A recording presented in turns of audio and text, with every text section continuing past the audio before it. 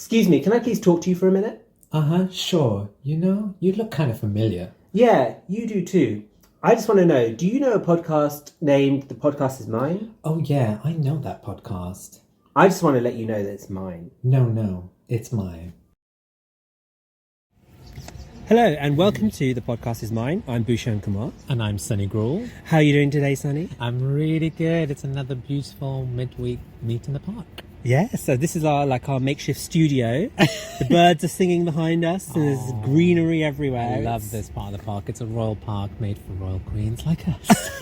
Well, we are royalty, so how's your week been? It's been a really nice week. I'm off this week, so getting to relax and do some workouts, which I've been neglecting during lockdown. I was really good at the beginning. Yeah. And I got lazy in the middle, and now I'm like, I need to get back into it. Keep these hips nice and smooth. Well, they don't lie, do they? How was your week? Yeah, my week was good. I've been watching lots of Netflix. What have you watched? So there's a new show called Indian Matchmaking. I saw a clip for that, and I was thinking I need to watch that and talk to you about it. Yeah, it's. I think it's something for us to discuss at a later date, Okay, but it's definitely. very interesting. And the one way it's like that kind of like trashy TV that we love, you know, that whole kind of like, well, I've got to keep watching this Yes. and see what happens, blah, blah. But at the same time, like there's a lot there's a deeper conversation to have around We it. need to, yeah. And there's a few things you recommended to me this week that I've been watching. I know, your recommendation list keeps growing and growing. It's like, Every time Sunny's like, it's a I've just seen full-time this. Yeah, I've seen this series. I was like, yeah, but have you seen so-and-so? Have you seen this? And you've been watching Below Deck as well. I love Below Deck. I finished Selling Sunset the first 2 seasons, so rapid fire, and then I was straight into Below Deck. Isn't it the best show, Oh my honestly? god, I love that sort of trash. It's like, you need to watch Real Housewives of Atlanta. Now I that know, it's I know. on Netflix. Yes. Get through those first 2 seasons, and yeah, you'll be hooked. I cannot wait, honestly. I'm so excited like to see it. Excellent. Because apparently Christine Quinn is being approached from Selling Sunset, is being approached for a Real Housewife. She's my favourite. Yeah, oh, she's the best, honestly. So which one is she going to be in the Beverly Hills? I think so, but I'm not sure. There's like talk of it, but you know how these rumours like abound beforehand, like they manifest it into reality. So no doubt she'll be there soon enough. I want to see her in a black wedding dress. It looked epic. That clip I saw at the end of the Cannot episode, that wait. teaser. Because they've already done got released in 2020. So are they doing 2 seasons per year now? It seems like it looks like they've recorded like a whole batch and then split it Yeah. into 2. Because I was worried about lockdown. Yeah, so possibly not, but even before lockdown, I think they had it like planned, and then they were like August, and I think I watched it back in like April or May, and I was like, no, how am I going to wait till August? And like, now August is around the corner, so I was like, thank God for that. Oh, dear. We don't want to wish our holidays away, but I can't wait until August. I know, it's just like, hurry up, get us a screen or something. But yeah, so we were going to talk about The Boy Is Mine. Was that? Yes, today's topic. It's very exciting. Yeah. So you said this would be your mastermind subject if you... It would have to be. I need one of those beautiful leather chairs and the perfect lighting. I can be the old fart asking you questions. What's your name? Your occupation? Where are you from? Your special subject. Subject? The Boy Is Mine by Brandy and Monica. Would you be like The Boy Is Mine? Or would you be like The Boy Is Mine? The Boy Is We're Mine. like The Boy Is Mine. Well, I thought in the spirit of that, before we do our deep dive into The Boy Is Mine, I'm just going to ask you a couple of questions, mastermind style. I love this. So let's dim the lights, everybody. Oh god, the sun's going down. Exactly. Everyone. Quiet in the studio. Okay, so I'm just going to ask you 5 random questions about The Boy Is Mine. I'm ready. Let's see what you know. Okay, so how many weeks was The Boy Is Mine at the top of the US Billboard 100? This was record breaking. It was the unlucky 13, but it was lucky for them. 13 weeks, that's correct. I really should have. I was like, can't write that. I should have written that question better. I'm just Give me reading time to I'm read reading the from thing. my cue card here. I'm taking this very seriously, Yeah, and I like love it. I'm I'm loving kind of it. like messing up my life. What song inspired The Boy Is Mine? Oh, it's a very good question. It was Paul McCartney and Michael Jackson. The Girl Is Mine. The Girl Is Mine. Yes. Of And then for a course. bonus point, do you know what year that was released? No, it can't be 60. It was MJ. 72. Oh, I'm afraid that's you Is that way were too 10 years early? off. It was 1982. 82. Damn it! You were I almost can't believe I there. said 60. So next question: what was Yes. the name? Which show did Brandy perform The Boy Is Mine on solo? Which apparently ignited their alleged feud. Jay Leno's. Jay Leno. Tonight Tonight Show. Correct.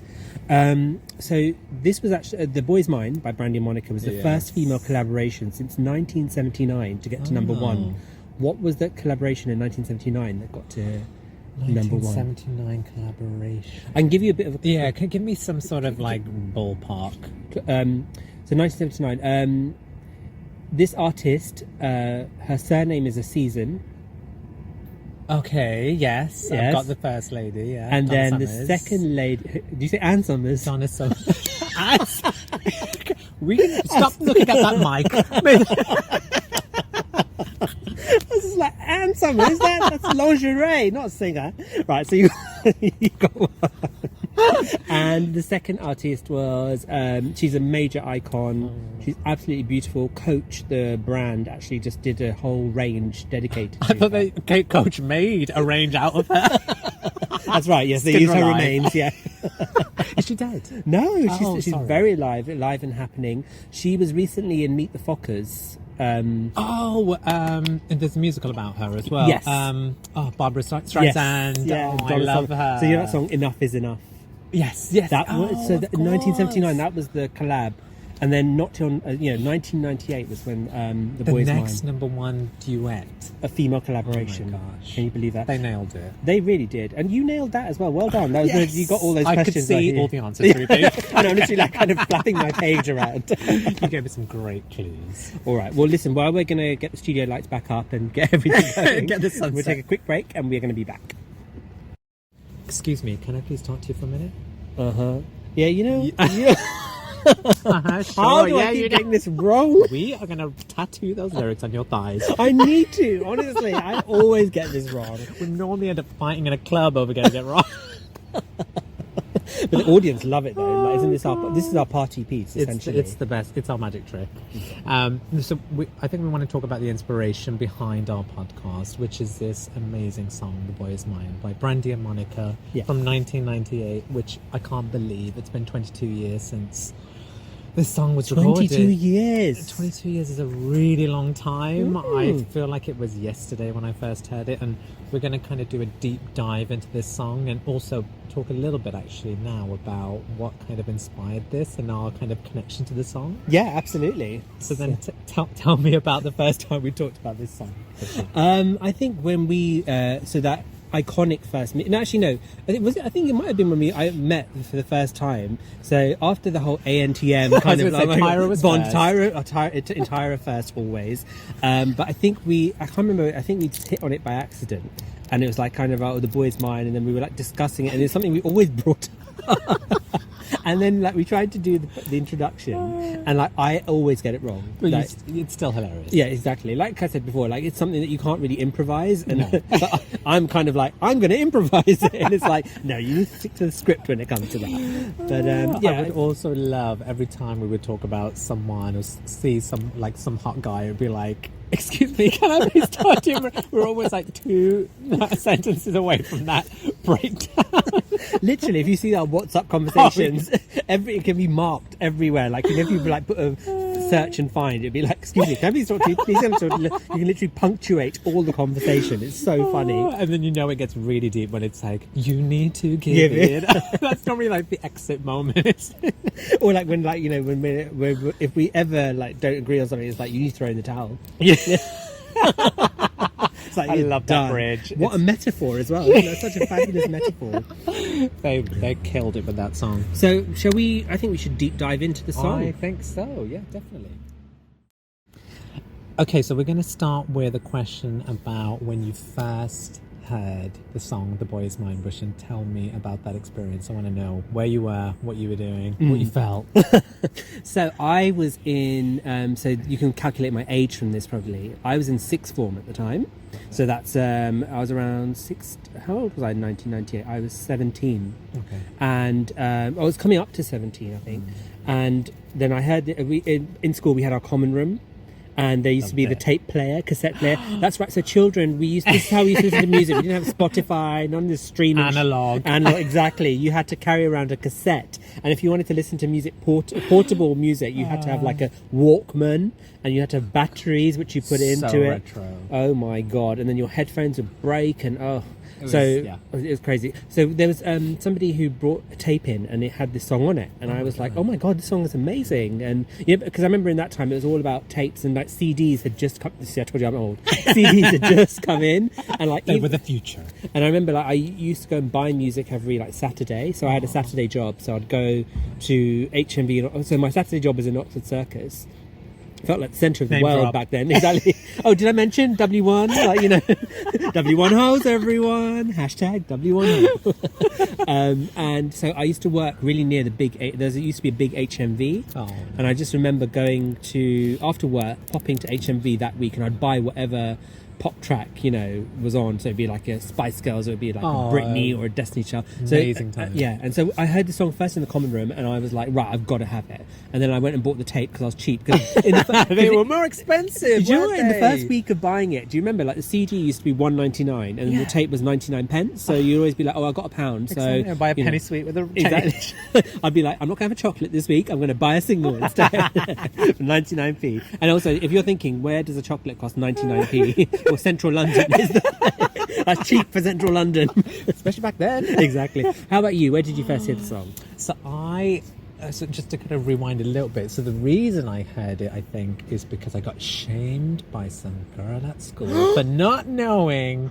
Is it All Saints did a Lady Marmalade at the time, maybe a little bit earlier, and someone was like, "Have you not heard it yet?" And I was like, "No," because it's a basic song, but I should. Yeah. So I was like, you know what?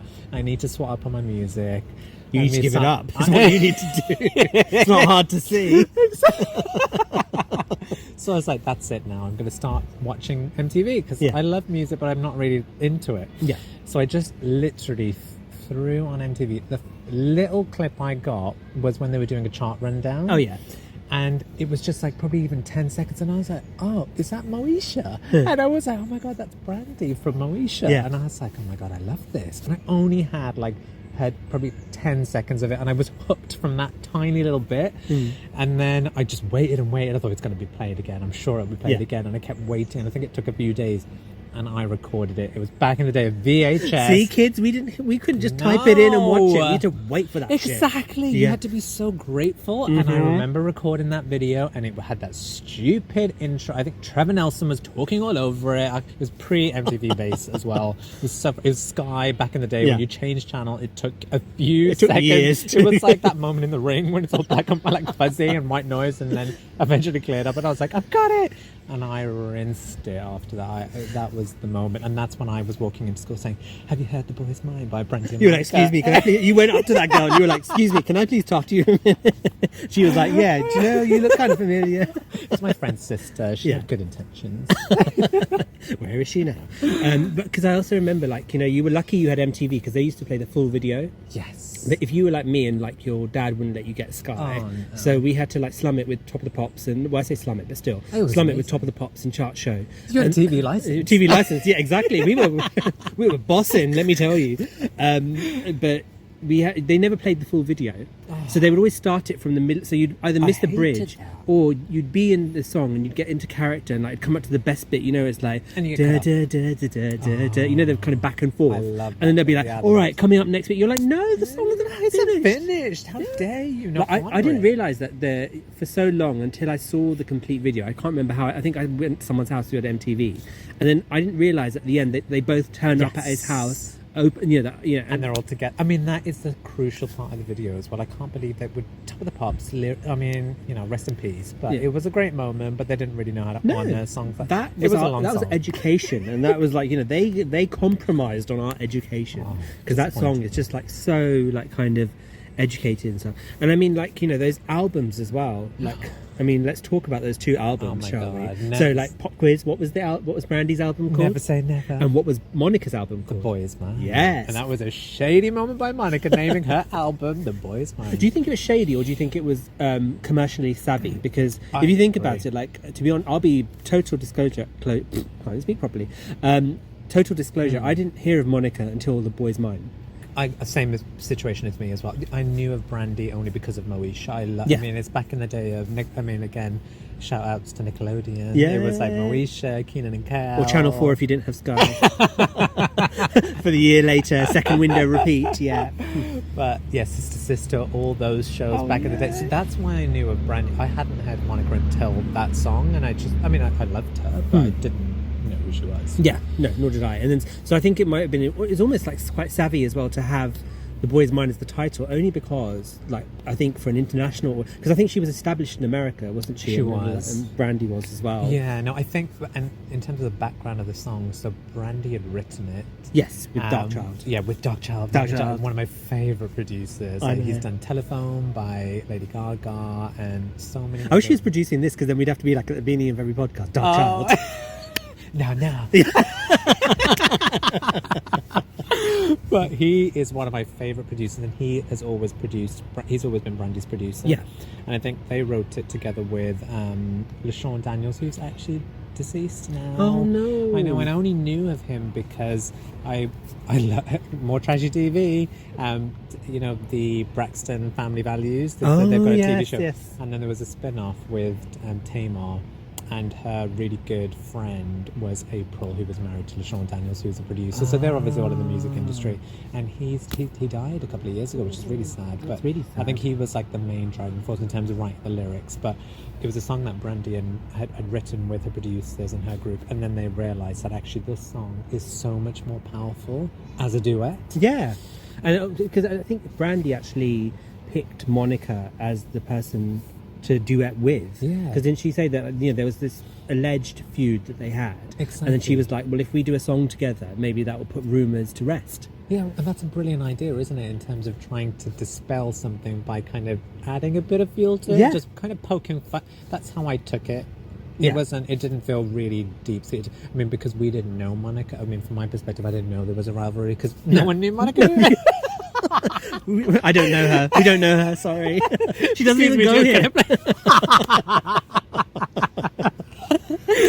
Oh, dear. But yeah, so I think it was a very good strategic move, and it makes sense that Monica chose to call her album The Boy's Mind, because I don't think anyone really recognized that it was her song as well. From there, exactly. Because it's quite amazing to think about, like, when I was kind of like looking into the background of the song, that, at that time there was 3 amazing vocalists in America, and like one was Brandy, one was Monica, and the other was Aaliyah, sadly departed, well. But can you imagine if like Aaliyah had been on this? I mean, it would have been a different song entirely, but I'm just thinking like how Monica was in that kind of like caliber of artiste. She has that vocal range, and she's very talented, and I think it's just such an amazing marriage of talent song. I love that. I never even thought about potentially could they have put Aaliyah in the song, and how that. I mean, I love Aaliyah, and I think it's just because I'm so used to hearing it as a duet between these two girls, and because Aaliyah, in terms of her brand at the time, it was always, she wasn't shady, and there was no real, I don't know, drama with her. No. Well, there was actually, but it was different drama. Yeah. And I never saw any sort of cattiness with it, even though Brandy and Monica pretended to get along. I think there was a lot of drama surrounding the entire production of the song. But yeah, no, it would be an interesting song to hear Aaliyah's version. And I think as well it's testament to Brandy and Monica, because they performed this so brilliantly, and it was so well produced and so well marketed that we actually can't conceive of anybody else doing it now. Like, the only other people really who I can think of are you and me. We are the only ones who deserve to do a cover, really. The only ones that can cover it as well. We'll talk about the Glee version a little bit later. Oh God, heresy. I mean, that's Glee has a lot to answer for. Another person that I keep associating this song now with death, because Naya Rivera recently that was very sad news. That was and just the Glee cast, they've gone through a lot, haven't they? And I think that I think it was that because these shows, can you imagine like a song like that, or being kind of like released in the digital era, because like it was in the analog era, so that's why we perhaps didn't know who Monica was, or this whole rivalry reports. We were being fed this through kind of like the newspapers and gossip columns, and they were all sharply controlled by publicists who were. Whereas now, like on Twitter, like I saw Monica was being interviewed by RuPaul, because RuPaul used to have this talk show. What did she say? And she was just saying that like we were young back then, and we didn't really know. And it's so funny because what she said there, like, it also applies like in Hindi cinema as well. There's a lot of rivalries in the same way between different actors. Between different actors, and like especially female actresses, where they're pitted against each other. It's like, oh, she went for your role and she did this, and then there's this war of words, and it kind of builds to this animosity, and then like. But when the two people actually meet, they're like, actually, we didn't actually ever talk to each other or know each other. So where did this animosity come from? Yeah, no, I mean, there was a lot of talk about that at the time. And I remember, I think we got the internet maybe around that time, a couple of years later. I think it might have been a bit late. So dial-up and broadband, because I remember... when I had the internet... It would have been dial-up, I think, at that point. It would have been, yeah, definitely dial-up. Oh God, I remember. So that kids, sound oh my God, yeah. So you sound. can be on the phone or you're thinking at the same time. You're trying to bring someone.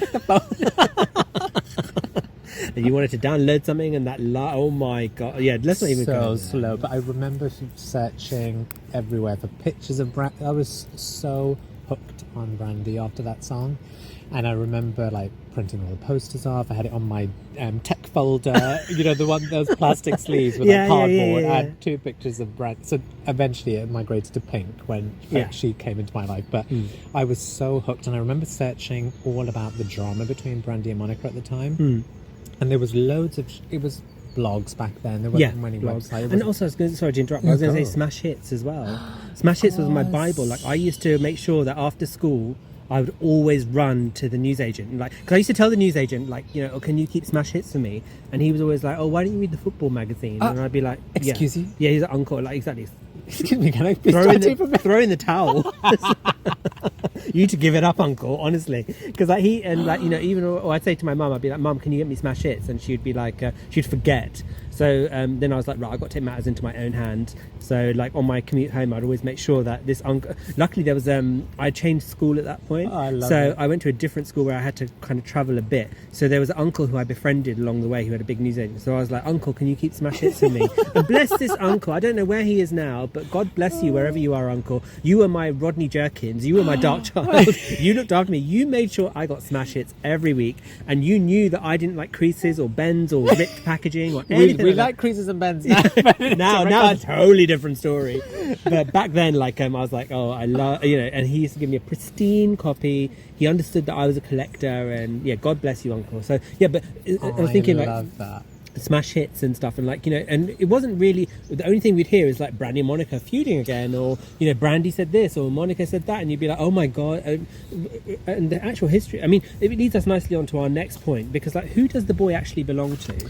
That is a good question. I mean, in the video it was very clear that they didn't have any claim over him. In the end, it was a case of the solidarity between the two of them, and I loved that sentiment, because I remember hearing Brandy talk about the song when she was being interviewed. She's like, oh, is it written about a personal experience? And I'm not sure if she was being honest about this, because I heard rumours that she wrote it about one of the guys from Boys to Men that she was dating. I've forgotten who he is. Oh, now. really? And there was someone that I think he was cheating on her with someone, but then she always told the story about how Jerry Springer inspired there's a shot of Jerry Springer in the video, and she was like, I found it really hilarious that there's these women battling over a man, but I would never do that. And I loved when she said that, whether or not she completely meant it, but I love that sentiment that, look, if someone's cheating on you, then he's not worth fighting over, and you don't want to fight with a girl. You want to come together with that person, and that's the sentiment I love. So I never even thought about who got them, because it was very much a case of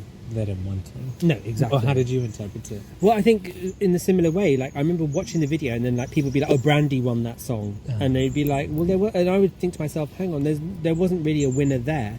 And then, like, having now seen the video kind of in full 2020 on a nice HD screen, so I could actually see what I was seeing, and seeing all the Vaseline on the lens and all of that, I realised that, like, it's so much more cerebral than I thought it to be, in the sense that you'll see that when Monica changes the channel, Brandy's TV changes, and then Brandy, and it's the whole idea of like the girls kind of like in each other's psyche and in each other's thing, but there's no kind of, it's not disparaging. There's no kind of like, oh, you bitch, like I'm going to throw this at you or I'm going to throw that at you. Classy. And then also let's make the other point as well. The boy is useless. I mean, like, he's happily playing around with both of them. Exactly. He But gets... what a twat! Like, Yeah. honestly, like and at the end when they both confront him and he's like, "Oh yeah," and then he sees them both. I mean, I wish there was just like I used to think, is there a hidden portion of the video that, like, you know, the director's threesome. cut exactly? Or the two of them get together, Brandy and Monica they're like, we're together God. now. I would've Goodbye. I would have lived for that. That's video. what I want to see. That Like, is- you know, as a couple, that would have been incredibly amazing. But Oh, God. but also, like, it kind of leads me to think, like, is the feud? Well, actually, what do you think? Do you think the feud was real, or do you think it was media created to sell the song? I think it was what you mentioned earlier about it. If they build this animosity, the media do, and that tension, you almost would believe it if you've not met that. But I don't think they'd met each other. The way that the recording process went down was, so Brandy had obviously recorded the initial version, which was just her, and then they sent it to Monica's people at her record company, and I think Clive Davis was the head of the record label that she was signed to, and I think they were like very keen for her to do it. So the earlier recordings from memory were produced by Rodney Jerkins and all of Brandy's people, but they weren't happy with Monica's people weren't happy with the recording. Yeah. So they were very much like, no, we're going to bring our producers in to produce her vocals. So then Dallas Austin came into the picture, Yeah. and he's always been her. So how Brandy had Dark Child, Dallas was Monica's producer. So then he came in. Obviously, he wanted to make sure that she was done justice, because that, like you mentioned earlier, that is such an amazing vocal battle. Yes. Like, if you listen to all of those ad-libs at the end in particular, some of those notes are crazy. I mean, they struggle to sing it live, let alone anyone else covering it. It's a really, really hard song to sing, and it's clear that there was genuine rivalry in a way that made the song better. Yes. It made the creative process probably push them a bit harder than they typically would, because they had someone to compete against. And I actually heard that they had 7. I think the producers were getting so frustrated they had to record 7 different versions of it just to make sure it was even. Because if you look at it, everything is equal, isn't it? Yes, it's very, very equal. It's very smooth. There is, like, literally not a rough edge anywhere in that song. It's like smooth as a baby's soul, like, you know, like a foot of a baby. I don't know what I'm trying to say there. Something very smooth. It is, but it's very. It felt equal, Yes. and they wanted to. I think that's one of the things Monica had stipulated. She was like, if I'm going to be on this song, because I think she was against it initially, she was like, I'm only going to do it if it's completely 50-50, and then that was clear in the recording process that it was a very even song. So if you didn't know the background of the song, you would just assume that they came together They and came did it and together. collaborated. Exactly, collaborated. Because it's interesting, you know, the bit, you know, the not yours but mine, not yours but mine, not yours but mine. yeah. And then I always thought that, like, that was somebody else singing, but I realised, you were so, when you just said that there, I was like, actually, you were so right. There's, like, no, it really is 50-50 song. It's really Exactly. split down the middle, and, like, You can know. imagine that people. I would love to have been a fly on the wall in those recording studios to hear how they would bitch. Because I'm sure. So this is where I think the rivalry probably started, from wanting to be better on the song in terms of who had the best vocals. Yeah. And I wouldn't say either way. It's just beautiful. I love both of their performances. Yeah. But I do remember at school, my friend. So one of my school books exercise books was covered with a poster of Brandy and Monica, and one of my friends snatched the book and she was like, "Who do you think's prettier?" And I was like, "This is obviously in my closet today."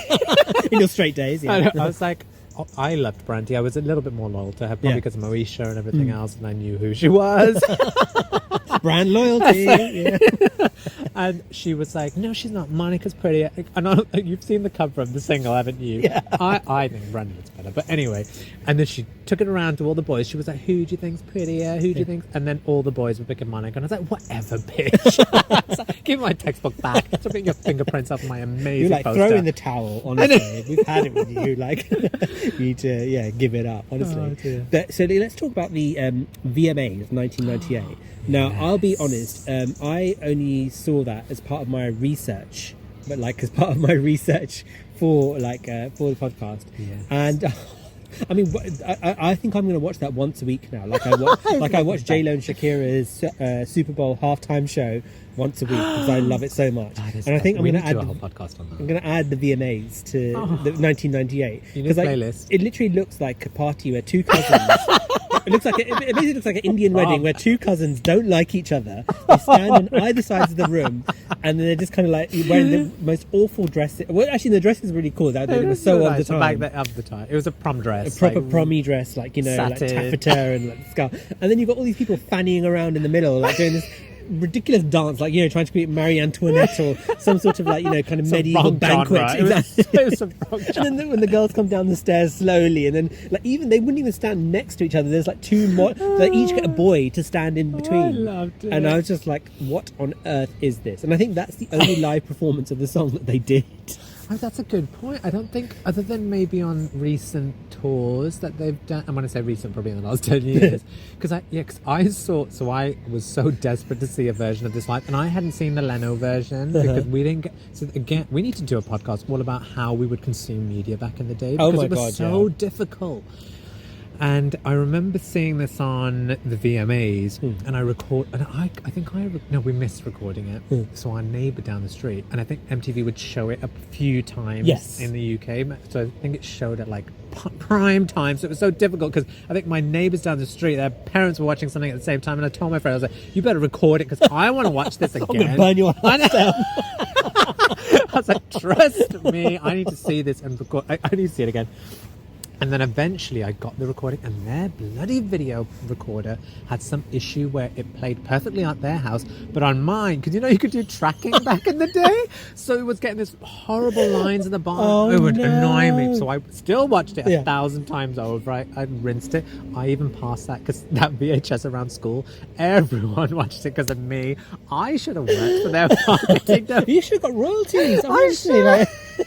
That song was distribution partner in Wolverhampton. The Wolverhampton circuit, distributed by Sonny Grower.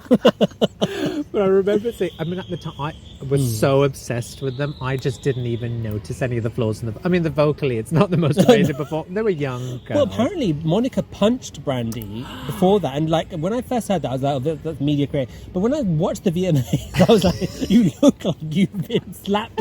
You look really upset, and like she did not look like herself. And then Monica as well. They're both girls look really upset, and I just thought it looks like your entourages have really been like, oh, you're going to take that, you're going to take that, and I think it's literally like the poor girls of like because as an artist, I imagine that they need to be in a certain frame of mind to perform, and like to have that kind of be in that frame of mind, and then like to be have this kind of silly thing going on, all that controversy, and then and the thing is now it's stuck there for posterity. In one way I'm glad it wasn't in the digital age, because then there'd be so much more receipts about. You imagine all the tweets and everyone would be like, oh my god, and this and that, and then the kind of PC brigade and that's the difference, isn't it? Back then they tried so hard to avoid drama, because they did, especially Brandy's family. I know that she came from a very conservative background. Her mom was very, very in terms of her image. She wanted her to be very graceful and very clean cut, very like girl next door, kind of. She was, and Monica was a bit more hood. And she was just like said it like it was. So I think back then any kind of drama they wanted to kind of probably bring, kind of maybe cover it up, whereas now they know any press is, there's no bad press is good press. Exactly. All press is good press. And I remember thinking at the time, like, oh, there's no drama really going on. Had no idea about the Jay Leno performance. So Brandy had performed it by herself on Leno. Yes. And she obviously did that with some sort of shady intent, probably. I mean, I'm not sure why she chose to sing it without her. And I think, was that the background as to why they got punched? Is that... Apparently, so that it seems like in the timeline of events, that's what's happened. So the song was recorded, then Brandy, performed it. But the thing is, like, when I think, like, to what I know now, I can't see it how that would have happened without Monica's knowledge or Monica's management's knowledge. Do you see what I mean?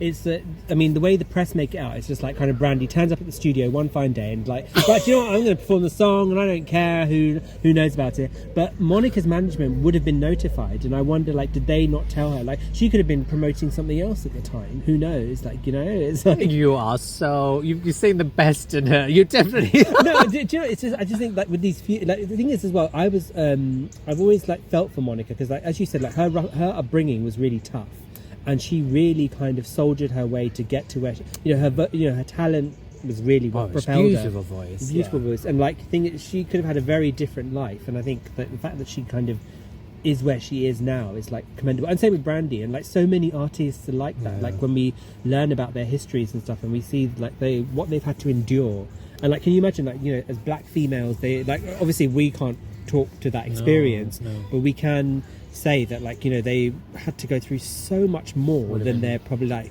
white Contemporaries, counterparts, yeah, or any of their contemporaries, would have had to. So it's a shame, and that's why I think they constantly talked about, you know, the rivalry in the press really did fuel so much of the fire. Yeah.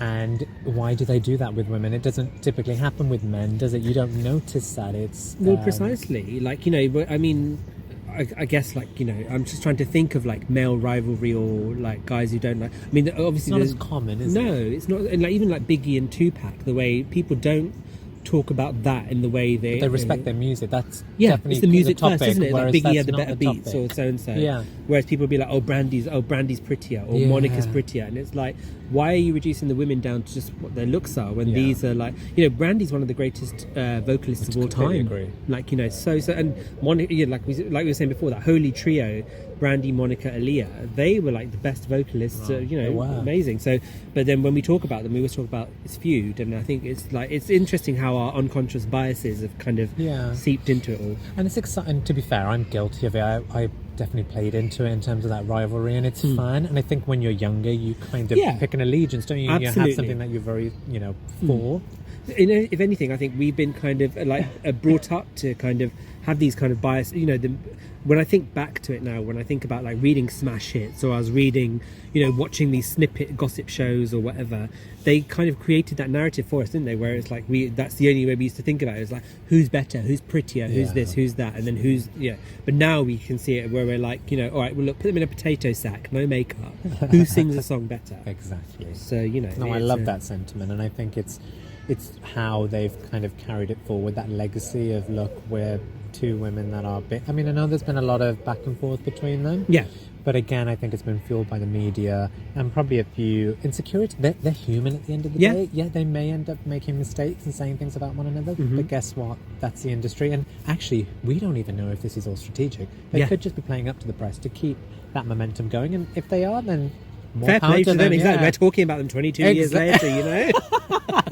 But speaking of, like, if we look at where they are now, I mean, because there was actually a follow-up single called "It All Belongs to Me." Yes. And I think that's a really good song. It's a beautiful song, and you know what? It proves again how amazing their vocals are and how they've grown, because obviously they were young girls when they did that. We watched that video and we forget. I remember when I was that age as well, I just saw them as like women in their 20s that were like so graceful, like absolutely. I mean, the way they dressed and their makeup, they looked flawless. Like if you watch that video now, you wouldn't think that they were probably teenagers. They were probably late teens, weren't they? Yeah, I mean, like, so I think like they are slightly, like maybe 20. They're a bit older than us. Yeah, 20. So if you imagine, like, when say you were Brandy and I was Monica, 13, 14. Yeah. So imagine like you as a 14-year-old and me as an 18-year-old battling it out, like, you know.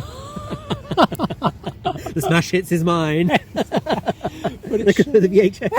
The VHS. You can have it. That's stupid. So as soon as it came on, I was so grateful to MTV when they finally uploaded it in HD. I was like, at last! It came up a year ago, and I was like, at last I can watch it without that horrible banner at the bottom. Can you imagine, like, your VHS? Like, I'd say we need to rewrite the verse or something about your VHS. Kind of like how your VHS went round to everybody. And that my friends destroyed it for me because I was like so in love with the song. I couldn't see any flaws in their performance.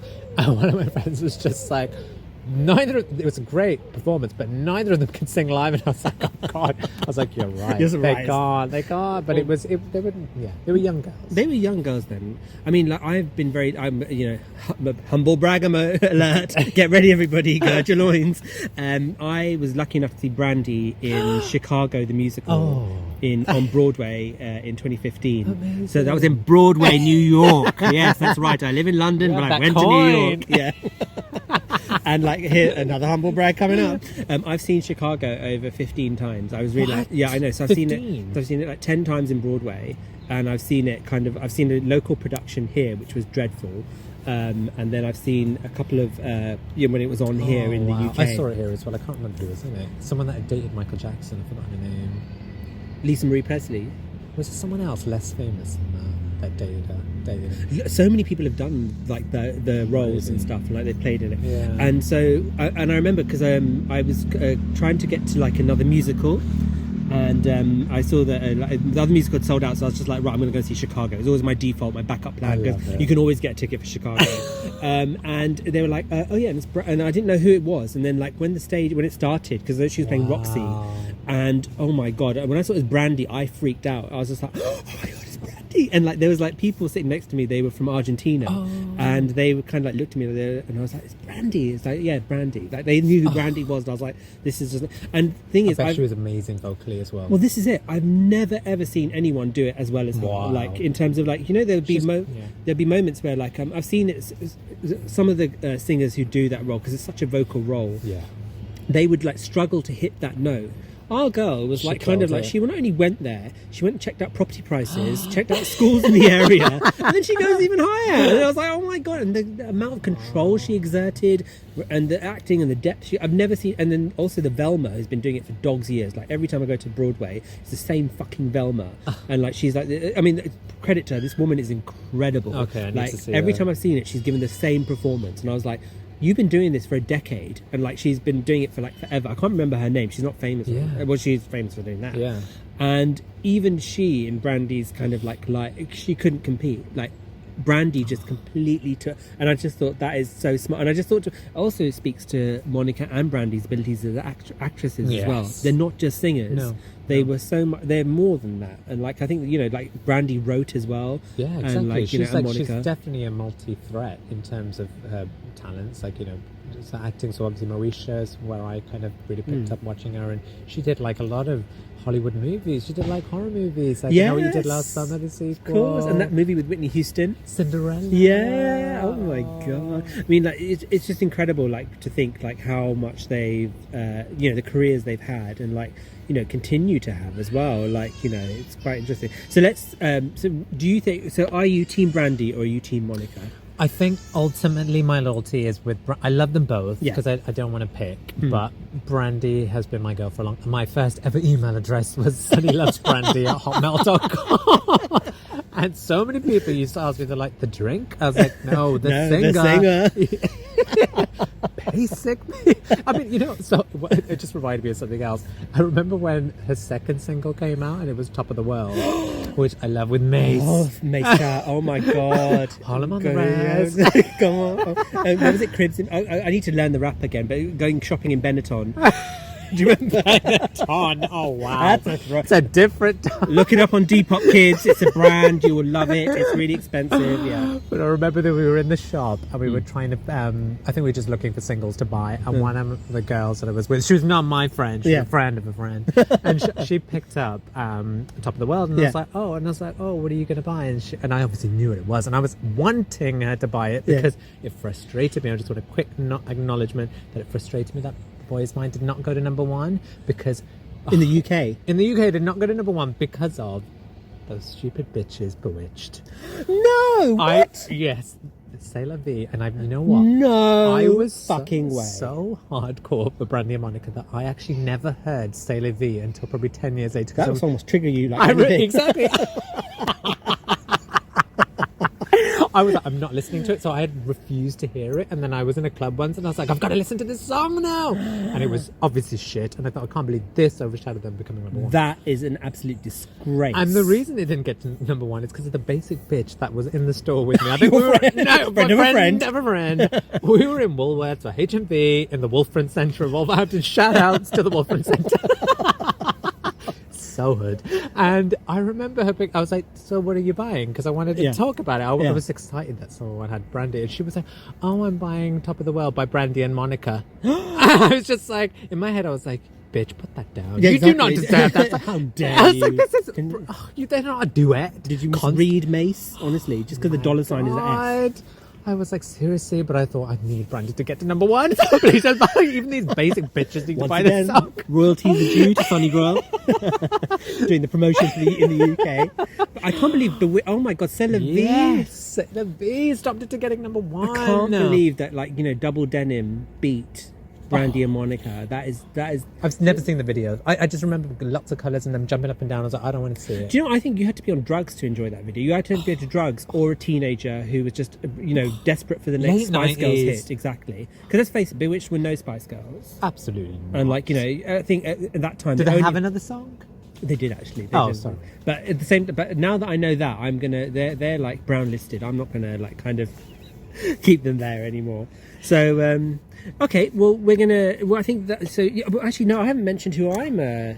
Sorry. Yes. Yeah, Sorry. No. it's all Tell you. me. Podcast is mine. You need to give it up. Honestly, Throw in the towel, Bhushan. Tell me. I think, I think Brandy's amazing as well. But I honestly have always been Team Monica. Wow, and nice. the reason for that is, I just like the fact that Monica kind of. Sorry, we're corpsing over here. Like, I just think that Monica's just like there's something about her. I don't know what it is. Like, I think Brandy's amazing. Don't get me wrong, and but we'll be back right after. Okay, we're back after that short break. So as I was saying, I'm Team Monica, and I think what it is, I don't know what it is about Monica. There was something. I mean, I love Brandy, and I think Brandy was amazing. She is incredible in that song. But there's something about Monica's attitude where she doesn't kind of give. I like the idea that she didn't just give it up or give it over. She's real. She's real, and I think that whole like kind of camaraderie between the two of them, where it's the back and forth. I think that's key. The chemistry between those two singers is key to the song. It really, really is. And then, kind of thinking of kind of songs as well that they've done. I mean, like my favorite Monica song. Tell me, yeah. So my favorite, I would have to say, it's not actually "The Boy's Mine."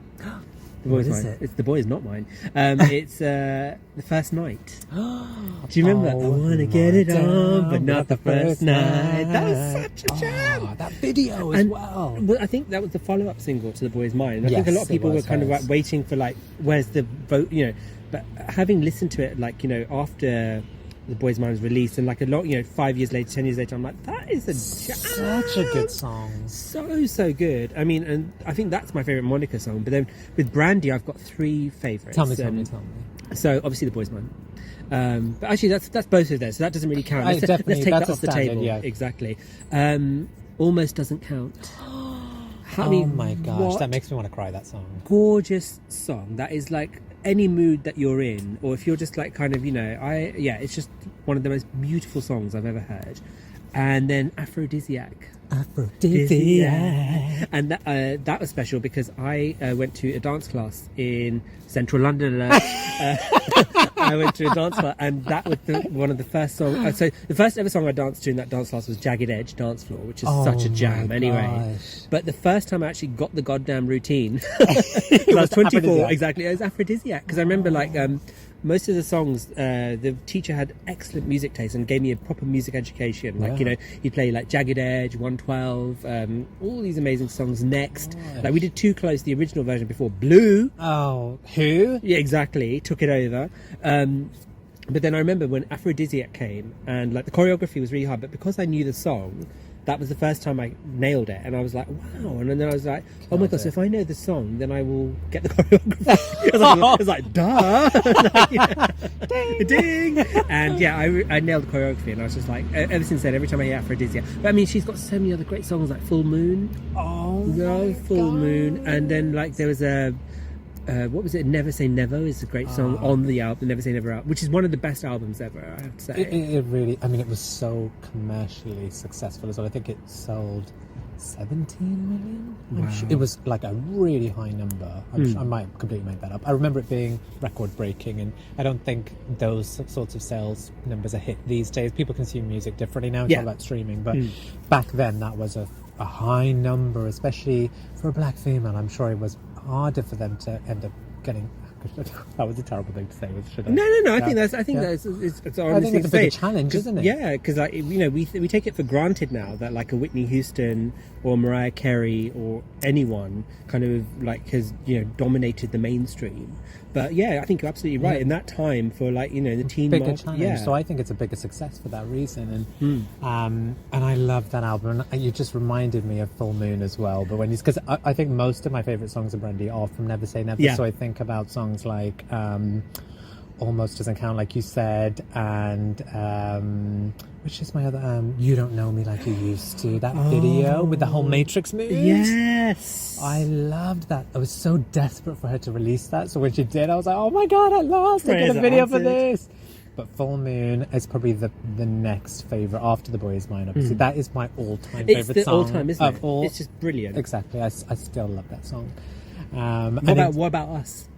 What about us? Us? I love that phone. My friend had that phone, the Razr phone, the Motorola. I loved it. Such a great song. I mean, like, I'm going to go and listen to that album. Like, I just love it's so good. And like, you know, it's interesting because, again, like going back to what I was saying earlier about RuPaul interviewing Monica, and he said that one of his desert island Sonny just held a kingfisher. Oh my god, I was expecting that to be a pigeon. So just for context, we're in the middle of a park, and like we have all these, like we've had a robin, we've had like 2 pigeons having a shag on the trees above us, and now we've got a kingfisher in front of us. Honestly, it's like it's really strange. Yeah, so RuPaul said that Monica's album, the After the Storm, would be one of his desert island albums. But I was like, I don't know if I never heard the whole it. album. I never heard it. I'm sorry, I stopped listening to it. I'd say Never Say Never is one of my would be on my desert island. Definitely that album. I mean, the only frustrating, and it was different again how we consumed music back then. It was a CD or a cassette, so you had you could skip, you could do randomizers, couldn't you, on that? But, yeah, you could fast forward it, but you never get it as clean as you do now. Whereas you can just literally on Spotify or whatever just hit go that back and like forth. Next one, skip exactly. But they'd always have those little I can't remember if Monica had it on her album, because I didn't get Monica's album until much later on when it got reduced. Yeah, when it got. I mean, I don't even know why I didn't register. There was maybe because I was so loyal to Brandy. I was like, oh, I'm going to listen to them. But also, I don't think it got a wider release or publicity as not Brandy's in the UK. did. Yeah, definitely not. And I remember they'd always do those little intros before the song. Yes. Remember when they'd like say something? And it was her talking to Rodney Jerkins, and I was like. When you put songs on shuffle, it doesn't work because remember on the writings on the wall on the Destiny's Child album, Thou shalt not. And then it was always in front of the wrong song. I was like, what? I was like, I'm all I remember is Thou shalt not bug. Yeah, say my name, and you're like, what? Where did that come from? It came from nowhere. Oh my god, I love especially the one after Full Moon when she calls up somebody. I think there's like, was it before Happy? Possibly, yeah. I think it's what is it? When she was in the Beverly Center. Yeah. Don't knock the Beverly Center. I've had so much fun. The Beverly Center. I love it. To be fair, it's only like the top 3 floors which are fun. Everything else is just a car park. But Beverly Center's fun, yeah. Oh my god, I really need to listen to that album again. But and then in Monica's side, so I think one of my favourite songs from I completely forgot about First Night until you said it, but it's probably First Night. And then there's a few other songs from that album which I do love. And again, it plays back to me and how we consumed our music back then. I used to tune our Sky receiver to get other channels that weren't on the standard list for Sky, and one of them was MTV Germany. And I'm not kidding you, they nailed it. They would show all the earliest videos. Like I remember first seeing Christina Aguilera's Genie in the Bottle on that, way before everyone else at school. So I was the one walking in saying, "Have you not heard it yet?" If you wanna give it. And then I heard about so many artists that I love, and they didn't really kind of cross over. Unfortunately, there's one Swedish singer, Kinder. I loved her. I'm going to send you the link. My God, Don't Bring Sand to the Beach. You've spoken about her before. And you were like, have you heard of Kenda? And I was just like, what is that? Is that a natural sweetener or something? Like what? Don't Bring Sand to the Beach. I'm going to send you a link to it. You're going to love it. And I saw the video for Monica on one of their like R&B hours or something. For Street Symphony, and if you've not seen that video, I don't think it ever got. I don't think it's ever been played on regular MTV. It was one of her, probably maybe after First Night. It's an amazing video. That dress in the beginning of the video, but the song takes about 15 seconds to start because she's just doing all these crazy ad libs at the beginning. It's like, just get on with the song, Monica. But that video, you just see, it's like almost like a Romeo Must Die kind of moment in the movie. I mean, it's probably not, but it just felt so movie-like to me, that music video. So I love Street Symphony. You've got to hear that. Street Symphony, okay, I'm going to add that to my list. Yeah, absolutely. But, we are massive fans of both of them. Yeah. And like I said, the song, it's inspired the title of this podcast. And I think it stands for so much more. And I think especially for like our generation and like the generation. Yeah, if you were around at the time, but I think it's one of those. It just because it transcends, doesn't it? People know that song. They did that now. remix with Destiny's Child, didn't they, as well? Like the girl is mine. Yeah, something like that. Yeah, so it was The Boy's Mine, and then was it Girl by Destiny's Child, wasn't it? Which is Destiny's Fulfilled. Oh my god, that is one of the best songs ever. I mean, Destiny's Child deserves their own podcast, honestly, because like, we will have to talk about Writings on the Wall is one of my favorite albums. Oh my god. Love that album so much. So good, like everything from the artwork to like 5 different members. Exactly. Like a revolving door. We do a special episode just on the makeup of Destiny's Child. Just about everything Destiny's Child. I mean, what an amazing. They're like the Sugar Babes, aren't they? Like, everyone's had a go. And also, it's interesting how the pop industry tried to recreate so many artists, like, so for example, like we were saying with Spice Girls and Bewitched, and then like, I mean, we didn't really have like a Brandy. I suppose we had Jamelia. No shade to Jamelia. I love Superstar is a jam. I love the first song, Money. Oh, Money, yes. Oh my god, that was like the first time I thought, you know what, we can do the R&B like the Americans. Yes. Oh my god. Remember Call Me. Don't forget to call me. Oh my god. And what was that song? Thank You. Thank you. That was such an anthem and like, such a beautiful. I like Jamelia. I do. Backtrack. No, but I know what you mean. Do you know what I mean? We never really in the UK created an artist of that kind. Not of that caliber. I think they're very special artists, aren't they? Really, like I don't think we can compare. And I think the American process and like kind of the investment and the experience they had is that's why into that genre. Definitely, yes. I mean, I think we've got probably some of the best artists coming out of the UK, haven't we? Yeah, we have. Yeah, but it's not to say we don't have any talent. I don't think in terms of R&B, I don't think we had that. You're right. We didn't have that. We didn't really hit it, and I think for definitely here in London, like growing up in London, Garage was the big thing. I don't know if it reached Wolverhampton in your textbook. It originated from Wolverhampton. I grew up in Heath Town. It was a proper hood. Is that north of Watford? Sorry, I don't know what zone is that. Did it have a tube station? I don't think so. Well, listen, Sonny, I think the only thing left really to say is, the podcast is mine. No, excuse me? You need to give it up. It's mine. It's had about enough. You need to give it up. The podcast is mine. Mine. We hope you've enjoyed listening to The Podcast Is Mine. Please don't forget to like and subscribe to our podcast. And of course, share it with a friend if you think they'd like it too. You can also follow us on all the socials. So we are on Facebook and Instagram at The Podcast Is Mine. On Twitter, we are Podcast Is Mine. Or you can email us at thepodcastismine, that's all one word, @gmail.com. Oh, and one more thing, the podcast is mine.